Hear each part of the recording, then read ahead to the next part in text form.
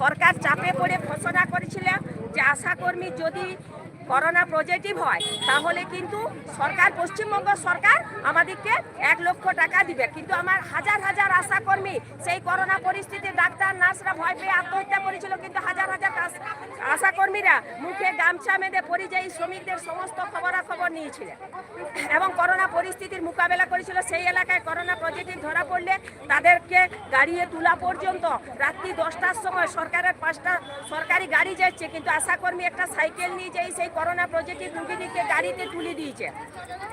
কিন্তু আমরা যে করোনা আক্রান্ত হওয়ার পর যে আমাদের 1 লক্ষ টাকা, সেই টাকাটা কিন্তু রাজ্য সরকার আমাদের দেয়নি। মানে সেই আমরা যখন চাপে পড়ি তখন ঠাকুর এ ঠাকুর উদ্ধার করো, ছাগল দেবো, ছাগলের পর মুরগি দেবো, মুরগির পর পায়রা দেবো, তারপর ফড়িং ধরছে উড়ে খা, সেই রকম একটা অবস্থা হয়ে গেছে আমাদের এই যে 1 লক্ষ টাকাটা।